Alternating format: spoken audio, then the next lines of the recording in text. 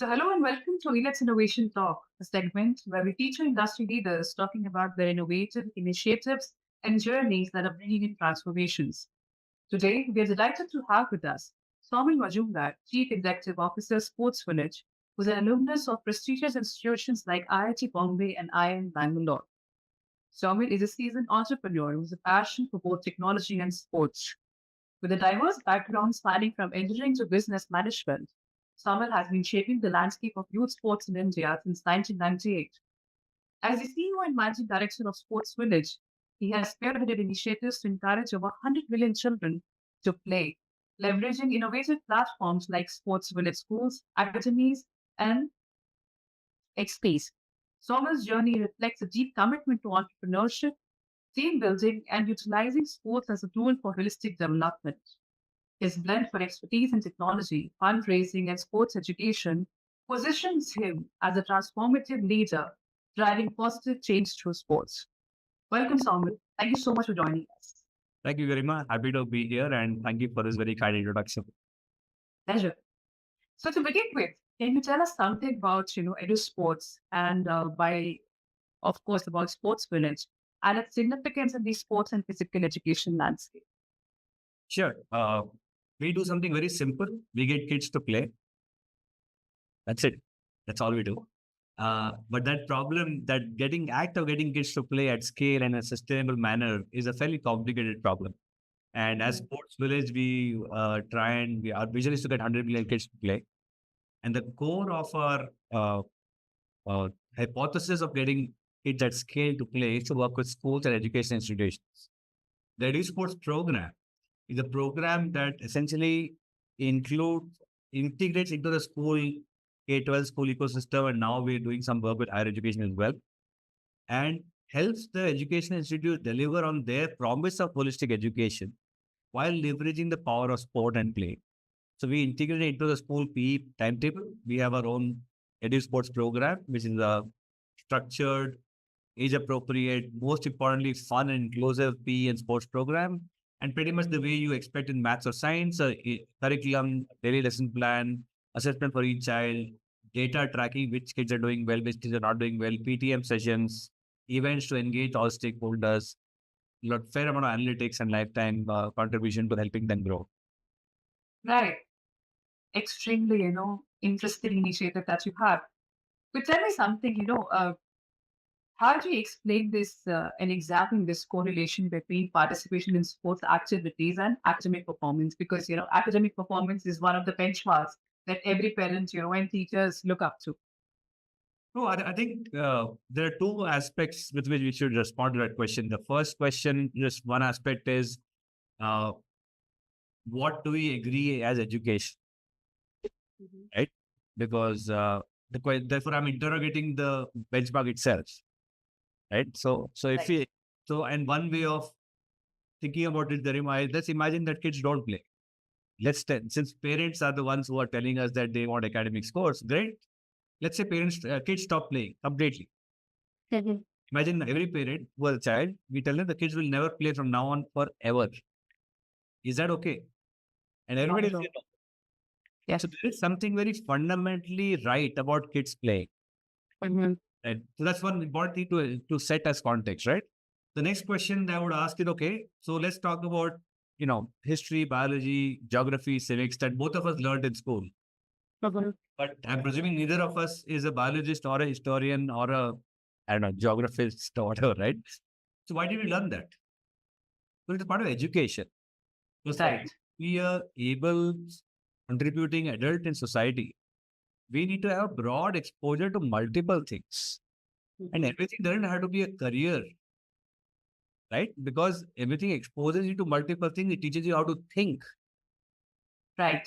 And that is what is useful when you go out to society and do whatever you want to do. So putting everything on a lens of academic outcomes and jobs is a very narrow and maybe outdated view of things. That's point number one. The other view, which is reality, is that as kids play, and we have data around that, when kids play, they are more attentive in class. When kids play, they are more focused. Their brains are working better. So as a teacher, as a school leader, as a parent, what do you want? You want a child to be just with eyes glazed, staring at a teacher? Or do you want a child to be focused and active and kind of engaging with the teacher? If it's Right. the latter, then play, physical play is proven to be the best way to do that. You could also do other things. You could do dance, you could do drama. I'm not saying there's not other tools, but Mhm. physical play is one thing that kids want. Right. Everything else in education, unfortunately, is what adults want to give kids. But play is what kids want, and adults are keeping it away. Right. So I think if you're able to integrate this play with educational objectives and understand the connections, I think the whole progress will be a lot more, and kids will love us for it. Absolutely. So, Saumil, I think probably this should have been my first question. Why this initiative? What made you actually get into this? A good question. I think I've grown up playing. I still play a lot of sport, and I've seen the power of sport. And I was convinced. I'm convinced about the how I think sports can change all the world's problems. Okay, the world doesn't think so yet. Yet, at some point, I think the world will think that as well. But Right. on a serious note, I think I saw that kids are losing out on the notion of play because Mhm. there's no space, there's no time, there's traffic, there's a bunch of issues that are coming, academic pressures, gadgets, a bunch of stuff. And therefore, how do you bring back the joy of play, the magic of play for social engagement, for making new friends, for being healthy and fit as a part of education was the primary uh, vision we had. And we struggled for like 5 years trying to try different business models around getting kids to play in a sustainable manner outside school. And then in 2009, we kind of knocked on school doors and set up Edu Sports. And touchwood, we've been fortunate to have a lot of progressive school leaders who supported us. Today, we work with 600 schools, 3 lakh kids across the country. We also work in Dubai, Abu Dhabi, and more slowly, sports is being seen as part of education. Great, amazing. So, I'm sure in this journey of yours, you must have, seen a lot of research happening and, a lot of data coming out. And of course, real like examples coming in, which illustrate the positive impact of sports on the overall development of a student. So if you could share something, around that with us. Sure, sure. We, in fact, have been bringing out an annual health survey for the last 11 years now. We assess each child in our program. For each child, we get a personalized report card. The report card has fitness parameters, skill parameters like aerobic capacity, anaerobic capacity, upper body strength, lower body strength, stuff that you need to be physically fit with, and skills, hand-eye coordination, manipulation, or football dribbling, basketball dribbling, and so on. The thesis is that the combination of fitness and skills will make the child enjoy play. If one or two is missing, when you go to play, you'll not have fun, right? So that is so when this data we aggregate over a year and we publish the annual health survey, and we found one the scary part was that one or two kids don't have the right upper body strength, two or three kids don't have the lower body strength, flexibility, and so on. But kids who have participated in the program have seen between 7 to 17% improvement in different parameters. And this Right. is data, which means we got kids to kind of jump at T0, then at T1 and seen the difference, right? The other thing we found was with schools that increased the PE period from 2 classes a week to 3 classes a week, saw an improvement in fitness. And conversely, Mhm. when schools reduced the PE class, they saw a drop in fitness. Right. So I think the data is showing that if you want to get our kids to be healthy and fit, we just need to find a way to make the school PE programs work better, be more fun, be more inclusive, be better structured so that all kids are engaged, and that's what Edu Sports does. On the anecdotal side, we've had situations where girls won't come to play football for a variety of reasons, which is a different topic completely. But then how do you get them to play, right? And we found that a lot of research is happening around why they're not playing, but nobody's solving them that problem. That's so, okay, that's fine, but how do you solve it?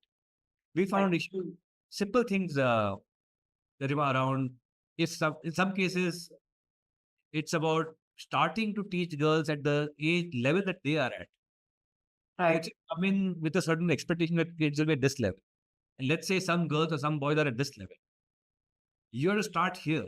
If you start here, these kids are gone. Right. And that is the essence of teaching. That's what you do in a maths class, right? If you are good in math and I'm not good in math, the math teacher should spend time with me, not with Right. you. You are doing well anyway. And Mhm. that's the fundamental teaching construct. We saw great improvement. Second, we saw great participation because in some cases, boys would make fun of girls. to just Mhm. making sure they play differently, increase participation. Third, we saw sports uniforms. Some cases, girls' sports uniforms make them uncomfortable play.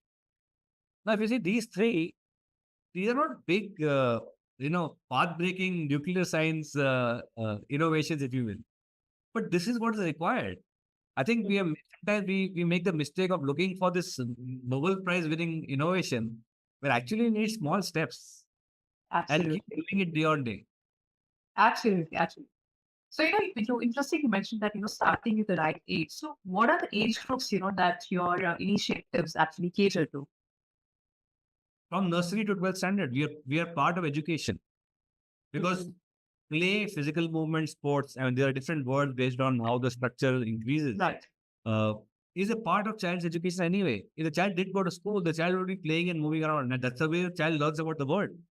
So, Mhm. what the way child is learning about the world outside the school, you can't bring the child into school and stop that part. So we have to include play into early childhood. So we start from nursery all the way to 12th standard. Of course, like as you can imagine, after 9th, 10th, it kind of tapers off a bit because of obvious reasons. But we now are also getting called into higher education institutes. On the premier institutes here, we are working with them to help them improve cohesion, reduce stress levels. Right. So, if you look at the sports academy or the sports and academics that is there, so what are your thoughts, on the current, I would say, physical education learnings or knowledge that is being, disseminated? So, do you think that requires a transformation, or how do you see that landscape changing? That's a good question. I think, first of all, and since you're an education system, you will understand this. First of all, most of the sports narrative is from a coaching narrative as against a teaching narrative. Like you get to use a maths exam. There's a maths teacher at school who's supposed to make you fall in love with math. Mhm. There's another maths teacher who's supposed to train me for IIT. They're very often two different teachers because Right. because the not that one can't teach the other, because the goal is very different. In the Mhm. in the in the IIT JEE coaching, you are training for performance, and you have motivated kids who want to do better and better in math. Right. In the teaching, there are kids who don't want to do math; they hate math. So the teacher who has to now make these kids who hate math fall in love with math has to do something very, very different. Mhm. In sports, equivalently, we have a lot of coaching happening. So we are focusing on the good kids. And for rest of the kids, we are saying, oh, sport is not for you, you can sit on the side. Mhm. Now imagine if I did that for maths in your school, in your child's school. And if I'm the maths teacher, I said, oh, your child is not good in math, I've made her sit outside. I'm focusing on these two kids who are good for IIT. Right. Your parents are going to revolt, saying, hey, if my child is not good, you spend more time with my child, not less time with my child. But that's exactly what happened in sports. So first and foremost, this coaching was a teaching. We Mhm. need teaching to get the respect it deserves. The physical education teacher has Yes. to get the respect he or she deserves because they are doing a very important job. Coaching is for a school team for performance, but that's 1-2% of the school team. One is this, and therefore even the courses Mhm. they often focus on producing champions. Yes. So when they come into school, and very often the school principal also asks about, oh, did you win a medal? So unless you change the narrative of what is success winning a medal or success having all school kids being in love with play that they play for life, Right. right? And the role of education is to make all kids fall in love with all subjects, and that's what we are trying to do in elite sports. Beautiful thought. Beautiful. I'm really grateful that we're having this conversation. It brings me, takes me back to my, school days when I used to, be in physical education. Okay. So coming back, you've come to know that, you've recently written this book, Get Kids to Play. Yeah, this is. So, Can you see it? oh, great. Amazing. Can you see it? Yes. Once. Yes, yes, yes. Wow. So the idea behind, the thought behind, how this was conceptualized and, take us through this. Sure. See, over the last 20 years that I've been kind of building sports village and trying to then edu sports and trying to get kids to play. Very often I used to get calls from friends or friends of friends. People would say, "Isse baat kar. He knows what to do," and all that. And I would get calls from either parents or school leaders or well-wishers who would say, "I want kids to play or I want my child to play, but I'm struggling." And typically, they would struggle with a few parameters, right? They would struggle with where does my child play? Safe space, crossing the road, I'm not sure. The whole space related issue, right? There's no space around my house. The public parks are disappearing, concrete, unsafe, and so on, right? That's space. Second was time. Oh, there's so much of homework. My child travels 1 hour to school, 1 hour back. By the time he comes back, he's so tired, you know, all that, right? Second. Related point was gadgets. That's a different point that we'll come to that, right? Gadgets taking up even more time, therefore even less time available. The third part was that the what does my child play? If my child wants to play for fun, but the academies around my house are all competitive, they want to produce champions. My child doesn't like it because they are pushing for performance, and my child just want to play, hang out, and have fun. So free play spaces have disappeared.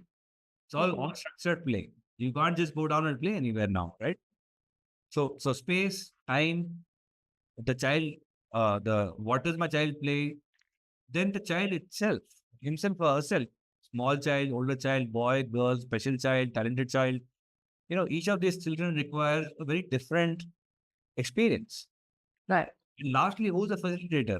Is it a parent? Is it a PE teacher? Is it a coach? Is it a high performance athlete? Is it a child himself or herself? So all these five things, space, time, content, facilitator, and child, have to come together the right orchestra, symphony, if you will, for magic to happen. If one of them is out of tune, like you have the right facilitator, you have the right child, you have the right content, you have the right time, but the space is not good enough. You're gone. Right. Right? So all of that have to come together. So we got lots of questions, and I used to help people informally saying, do this, talk here. Da, da. So we thought we'll make a book which is meant to be like a toolkit, saying like a Swiss knife. You don't have to open the Swiss knife and play with it all the time. But as you encounter a situation, you want to open, you want a bottle open, or you want to cut a rope or something, you pull out a Swiss knife and do the task and then put the Swiss knife back. That's the way we think about this book. It's like a Swiss knife. It's like a toolkit. That's why it's called a toolkit. It's building on the 20 years of experience of solving this problem in the real world and getting kids to play and abstracting that into a toolkit, saying, hey, as a parent, if you get stuck, open it, open the chapter, see if it helps you. We also have a corresponding website called getkids2play.com. The idea is that it enables a conversation. You tried it, the tool didn't work, or you have a different situation. Hopefully, we can have some interactions and update the toolkit over time. Amazing. So, Saumil, we are actually in times where technology and gadgets have actually taken over. So the scenario has completely shifted. So what is your motivating mantra now for the kids to actually go out and feel the soil and get drenched in sweat? This is a very important topic, and this requires a lot more attention. I think so. There are a few aspects to this, Garima. One is that you have to ask the question: why are kids going to gadgets? Because the experience of playing downstairs is horrible today.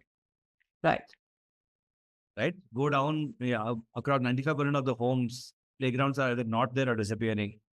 Adults are parking their cars. Some other adult is encroaching, saying, you can't play here, you can't play there, you can't make noise here, you can't do this, you can't do this. The experience is horrible. I tell people, if you were a child, you would not go down and play. Right. You should play on your mobile only. Because at least on your mobile, you can play in peace. Nobody's bothering you. So the first reality is that it's a reflection of kids voting with their feet. That experience is so bad that I'm here. And make that experience better, some more kids will go there. Right. And therefore, as adults, how can I make that experience better? How can I enable play time, play space in the neighborhood so that kids, at least some kids come out of the game because the experience has to get better. And the kids today cannot control their experience because adults are controlling the experience. Right. Earlier, we could just go down and play. Now those play spaces are not there. So adults have controlled that also. That's one part. That's a reality, right? So because so before we blame the kids for gaming, we have to blame the adults for creating a situation that they are gaming. The second thing is games, gaming or technology, if you want to call it that, are extremely engaging. Therefore, that's an important component. But they can be used in a positive way to learn about strategy, learn about teamwork, learn about don't give up, try again. Therefore, a balance is possible. as against saying, wait, no gaming at all. Can you find a balance at physical and gaming? That's the Right. second, right? So I think that's the the third part is, why do some kids go to gaming early? Because they are not the talented kids. When they go out to play, that experience is horrible even more. Even if they have space to play, time to play, the talented kids that don't give them a chance to play, or they make a fool of themselves, and then they come up and say, I would rather play here in the privacy of a screen than make a fool of myself downstairs. So solution for that is to make sure that they learn the fitness and skills to play it well. And that's where the schools come in, right? That in the school, I teach you in a structured manner, in a fun manner, all the fitness and skills, so that when you go down to play, you don't make a fool of yourself. And so if you do these three things, you will have lesser kids spending lesser time on technology. So when Right. it comes back to adults, I think adults have abdicated their role around getting kids to play. Right. Adults around the kids have to take on responsibility of getting kids to play, which is why our book is not called Let Kids to Play. It's called Get Kids to Play. Correct. Let implies that if I let you free, you will do it. Right. Even if you let your kids free, they can't play. It's get Right. kids to play. Adults have to get involved. School leaders and Right. adults have to get involved. Otherwise, kids, it's not going to happen. Great. Great. So, looking ahead, what is the roadmap for Edu Sports and Sports Village? So we have a grand vision of getting kids to play, 100 million kids to play. Uh, We are at 3 lakh. So we have a long way to go. But right. one is working with schools. Second is technology. We are looking at technology. Currently, it's more at the back end over the last 15 years that we use technology. Now we're looking at front end as well to see how it will scale. Uh, Mhm. Third is, of course, international. We are already in Dubai and Abu Dhabi. We're looking Saudi Arabia this year and seeing how that program can grow further ahead. But the challenge of getting kids to play, challenge of physical education in schools, challenge of Mhm. uh, kids' activity levels is a global problem. It's a problem. Right. US, UK, Europe, uh, Middle East, Singapore, Hong Kong, and I've been to these places. I've been to schools in these places. It's exactly the same problem. Right. And there is a solution, which is what we think EduSports is. But enabling through technology, we think we can then get 100 million kids to play globally. Great. Great. So, Saumil, you will be aware that, we are actually coming out with the milestone 175th edition of the Elets Digital Learning Magazine, which will be launched, at the upcoming 29th edition of the World Education Summit. So, your thoughts, how do you see our initiative actually contributing towards the growth of the education ecosystem in the country? If you can share some thoughts. Sure. No, I think clearly, and education has two components. One is doing the good stuff well and keep doing it day in, day out, and then adding innovative components to keep improving. And I think, therefore, on both sides, how do you celebrate people who are doing the good stuff well and Right. talk about it? And second, how do you kind of promote innovations? Clearly, that is one part. Second is technology, right? How do you use technology and the work you guys are doing, and how technology can scale innovations, can scale impact, can scale also reduce costs for universal access to education. I think that's the third thing, the way I see it. From what I understand, you folks are in Asia Pacific and Middle East as well. Yes.